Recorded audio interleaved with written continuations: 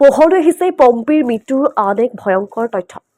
মহানগৰীৰ এখন মহিলা নিচামুক্তি কেন্দ্ৰৰ কলা অধ্যায় ফাদিল। ইছলামপুৰলৈ কিয় গৈছিল পম্পী? কোন বন্ধুৱে মাতিছিল পম্পীক?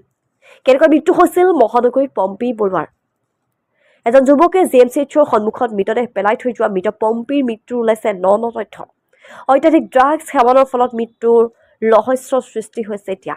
পম্পী বৰুৱাৰ নামত যুৱতীগৰাকীৰ মৃত্যুক লৈ তীব্ৰ চাঞ্চল্য। ইতিমধ্যে ইমৰান আলী নামৰ যুৱকজনক আটক কৰিছে আৰক্ষীয়ে। অত্যাধিক ড্ৰাগছ সেৱনৰ বাবে যুৱতীগৰাকীৰ মৃত্যুৰ সন্দেহ প্ৰকাশ কৰিছে। গুৱাহাটীৰ সৃষ্টি ৱেলনেছ ৰিহাবত 4 বছৰ পূৰ্বে আহিছিল পম্পী। পম্পীৰ স্বামীও সৃষ্টি ৱেলনেছ চেণ্টাৰত কৰ্মৰত। সুস্থ হৈ উঠাৰ পিছতেই নিচামুক্তি কেন্দ্ৰৰ পৰা বিদায় লৈছিল পম্পীয়ে। মাজে মাজে ডিটক্স ল'বলৈ নিচামুক্তি কেন্দ্ৰলৈ গৈছিল পম্পী। পোহৰলৈ আহিছে পম্পীৰ মৃত্যুৰ ন তথ্য। নিচামুক্তি কেন্দ্ৰটোত কৰ্মৰত আছিল পম্পীৰ স্বামী আৰু পম্পী প্ৰায়ে স্বামীক লগ কৰিবলৈ আহিছিল এই পম্পীয়ে। আৰু ঠিক সেইদৰে মৃত্যুৰ পূৰ্বেও স্বামীক লগ কৰি মাতৃক লগ কৰিম বুলি ওলাই গৈছিল নিচামুক্তি কেন্দ্ৰৰ পৰা পম্পী।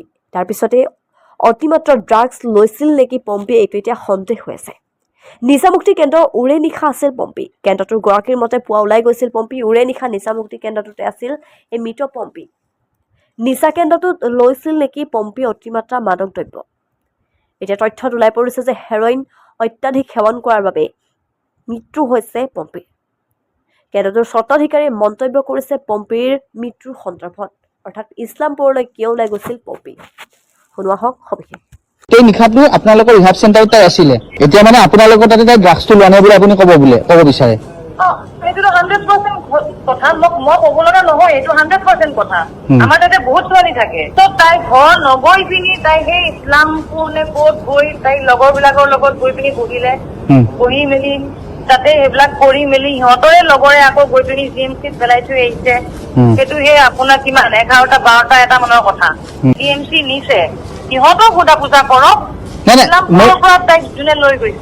শুনক, এতিয়া কালি গোটেই নিশাটো আপোনালোকৰ তাতে আছিলে তাই, গতিকে তাৰ পৰা আপোনালোকে কেতিয়া ওলাই আহিছে তাই সেইখিনি কথা আপুনি কওকচোন। পম্পী কেতিয়া আপোনালোকৰ তাতে? ৰাতিপুৱা 9টা বজাতে ওলাই গৈছে আমাৰ ৰুমৰ পৰা, মানে চেণ্টাৰৰ পৰা। চেণ্টাৰৰ পৰা 8:30টাতে ওলাই গৈছে। 8:30 9টা এনেকুৱাই সময় হ'ব। মাকে ফোন কৰিছে, মোৰ নাম্বাৰতো ফোন কৰিছে মাকে, তাইৰ নাম্বাৰতো ফোন কৰিছে। ঘৰলে মই তাইক পঠিয়াই দিছো, মই নাছিলো তাতে চেণ্টাৰত। মই তাইক ফোন কৰিছো যে তোক মায়ে মাতিছে, ঘৰ যাব দিছে, তই ঘৰ যা। তাই ঘৰ গুচি গৈছে সেইমতেদি ধুনীয়াকে। কিন্তু তাৰ পিছত তাই ঘৰ নগৈ পিনি তাই সেই ইছলামপুৰ নে ক'ত গৈ তাই লগৰ বিলাকৰ লগত গৈ পিনি বহিলে, বহি মেলি তাতে সেইবিলাক কৰি মেলি সিহঁতৰে লগৰে আকৌ গৈ পিনি GMCত পেলাই থৈ আহিছে। সেইটো সেই আপোনাৰ কিমান 11টা 12টা এটা মানৰ কথা। আমাৰ চেণ্টাৰৰ পৰা ওলাই গৈছে তাই সেই ৰাতিপুৱাই। এতিয়া মানে আপোনালোকৰ তাতে তাই ড্ৰাগছটো লোৱা নাই বুলি আপুনি ক'ব বিচাৰে? এইটো 100% কথা মই ক'ব লগা নহয়, এইটো 100% কথা। আমাৰ তাতে বহুত ছোৱালী থাকে মানে, কিন্তু এইটো কথা সঁচা যে কালি গোটেই নিশাটো আপোনালোকৰ ৰিহাব চেণ্টাৰত তাই আছিলে? ৰাতি আছিলে আমাৰ তাতে। ৰাতি আছিলে, ৰাতিপুৱা ধুনীয়াকে ওলাই গৈছে। পম্পী গোটেই মানে আজি যেতিয়া তাইৰ মৃত্যু হ'ল তাৰ আগমুহূৰ্তলৈকে আপোনালোকৰ তাতে আছিলে? আগমুহূৰ্তলৈকে নাছিলে, 8টা বজা নে 8:30 মান বজালৈকে আছিলে। তাই মৃত্যু হৈছে চাগে দুপৰীয়া সময়ত আমি খবৰ পোৱাটো। আমি খবৰ পাইছো যেতিয়া সেইটো দুপৰীয়া, তাই ওলাই গৈছে ৰাতিপুৱাই। আমাৰ 12:32 একজেক্টলি 12:32 ইমৰান আলী বুলি এজন যুৱকে এগৰাকী ৰোগীক আমাৰ হস্পিটেললৈ লৈ আনিছিলে আৰু ৰিক্সা এখনত। তাৰপিছত আমাৰ কেজুৱেলিটিৰ ভিতৰলৈ লৈ গ'ল। আমাৰ কেজুৱেলিটিত যিসকল ডক্টৰ থাকে তেওঁলোকে চাই পেলাই আমাৰ সাধাৰণতে ইয়াতে কেৰটিড পালছটো থাকে, কেৰটিড পালছ আৰু ECG কৰিলে দেখিলে যে তেখেত একচুৱেলি ব্ৰড ডেড হিচাপে আহিছিল। তাৰমানে তেওঁ মৃত হিচাপে আমাৰ হস্পিটেলত সোমাইছে। তো সেইখিনি কৰাৰ পিছত সেইখিনি সময়তে তেখেতে অলপমান আঁতৰি যাবলৈ চেষ্টা কৰিছিলে আৰু ইমৰান আলী যুৱকজনে। তেতিয়া আমাৰ ছিকিউৰিটি থাকে, তাতে ছিকিউৰিটি তেখেতক ৰাখি থৈ পেলাই আমাৰ হোমগাৰ্ডেও আমি তেওঁক কাষ্টডিত ল'লোঁ। দি পেলাই আমি ভাঙাগড় থানালৈকে তেখেতক ইনফৰমেশ্যন দিলোঁ। তেওঁলোকে আহি পেলাই যুৱকজনক লৈ গ'ল আৰু এতিয়া বাকী কাৰবাৰখিনি তেওঁলোকে কৰি থাকিব। নাই, সেইটোতো আমি পষ্টমৰ্টম কৰিলে গম পাম। যদি কিবা লৈছে নে কিবা খাইছে সেইখিনি পষ্টমৰ্টমতহে গম পাম। মই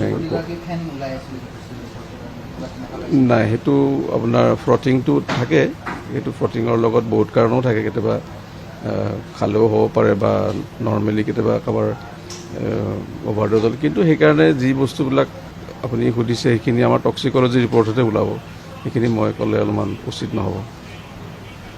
আমি তেখেতক এই বডিটো আমি ইয়ালৈ লৈ গৈছে আৰু পুলিচে মৰ্গলৈ, আৰু পষ্টমৰ্টেম কৰিব এতিয়া, আৰু অহাকালি ৰাতিপুৱা। আৰু বাকী যোনজন যুৱক তেওঁলোকে কাষ্টডিত লৈছে, আৰু বাকী পোছটাছখিনি চলি আছে।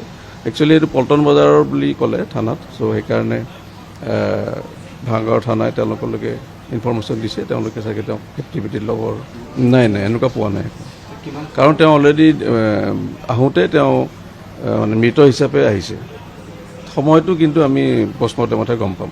টাইম অফ ডেথ ইণ্টাৰভেল যোনটো হয় আৰু যেতিয়া আহিলে পষ্টমৰ্টেম কৰিলে কিমান ঘণ্টা, সেইখিনি পষ্টমৰ্টেম নকৰাকৈ কোনো ক'ব নোৱাৰে।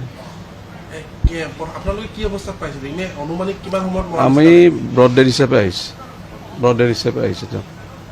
অনুমান কৰিব দিগদাৰী তাতে অলপমান, সেইখিনি বস্তু পষ্টমৰ্টেম কৰি খুলি চাব লাগিব। ৰাইগৰ মৰ্টিজ বুলি কয়, কেতিয়া ছেট হৈছে সেইখিনি তেওঁলোকৰ বিশেষজ্ঞ আছে বিভাগ, তেওঁলোকে ক'লে ভাল আৰু।